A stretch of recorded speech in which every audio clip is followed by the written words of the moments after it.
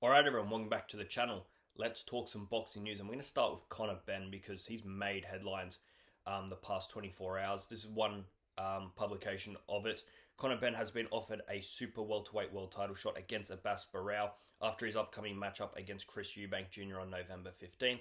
Benn took to his Instagram story in response saying, line all the world champions up at 147 and 154. Lots of people aren't happy with this. I'm probably indifferent to it. I honestly don't care too much that he gets a title shot.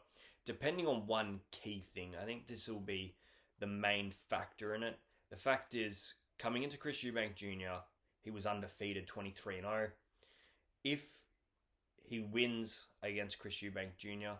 and he goes to 24-1 whilst beating someone that is at very least a middleweighter in Chris Eubank Jr. and a very, very, very experienced and very good middleweighter at that in Chris Eubank Jr. Will I have much of a problem with Conor Benn giving a title shot? No, because I know how boxing works and it's very political, and if they see someone that they can make a lot of money off, they're going to take that avenue rather than taking someone that deserves the shot. We've seen that with Manny Pacquiao getting title shots. We've seen that with the way that some people are trying to put Jake Paul in the top 15. If there is a money fight, that's the fight they want. In terms of Conor Benn, if Conor Benn loses to Chris Eubank Jr., especially by knockout or something, I don't want to see it. Nobody deserves to get a title shot in a division they haven't fought at after 2 losses.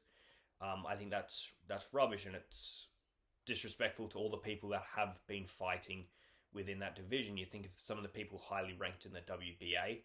I know it's not a full depth filled division in super welterweight, especially with Terence Crawford no longer in it, Boots Ennis not really in it.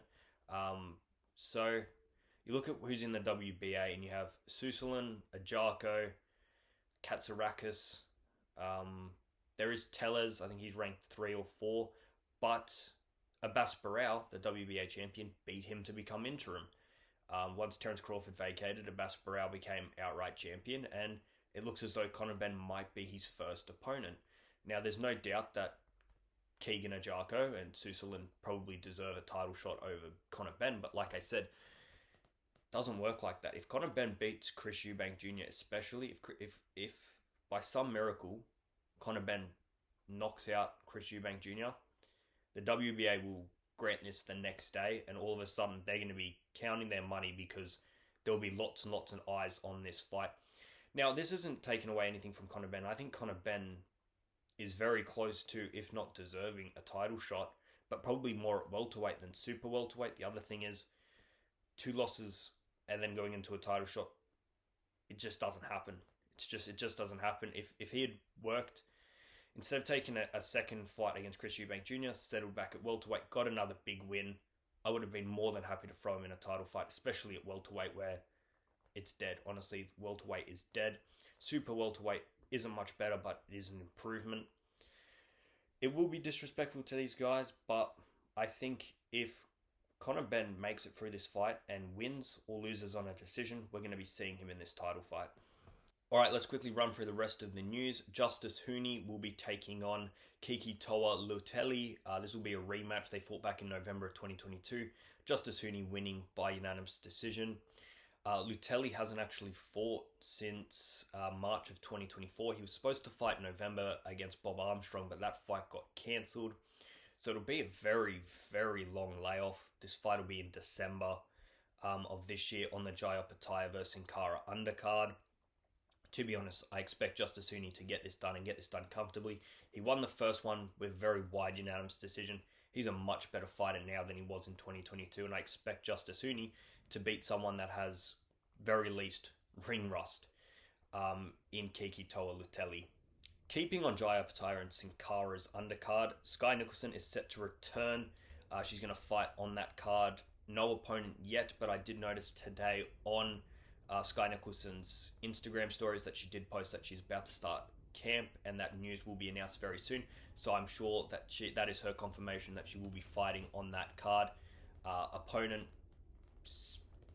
hasn't been set yet, but I'm expecting probably early next month for that to be announced at very least, if not earlier. Last thing on Jai Opetaia, and this will excite a lot of Jai Opetaia fans.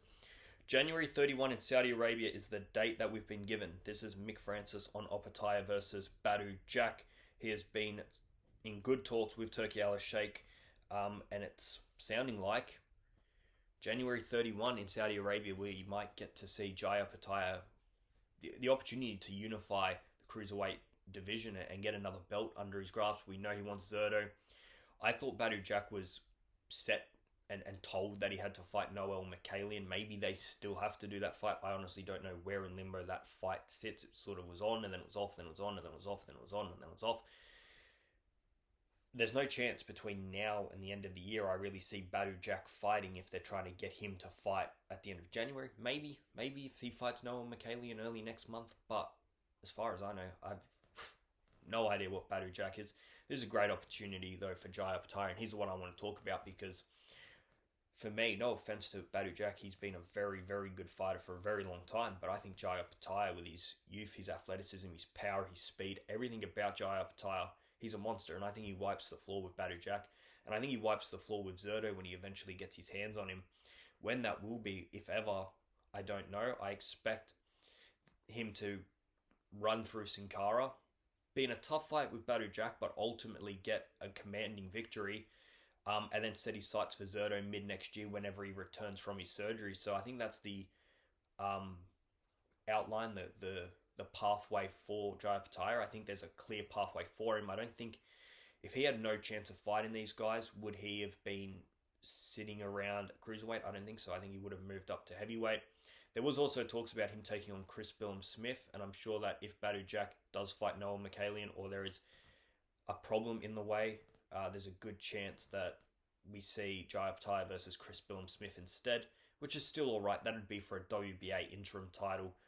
Either way, he'll be on course to fight Zerto Ramirez, who is the guy ultimately he wants, but if he can collect another belt on his way and make that Zerto fight undisputed, not only does that become a bigger fight, there's more eyes on it, but he'll get to achieve what he wants before ultimately moving up to heavyweight.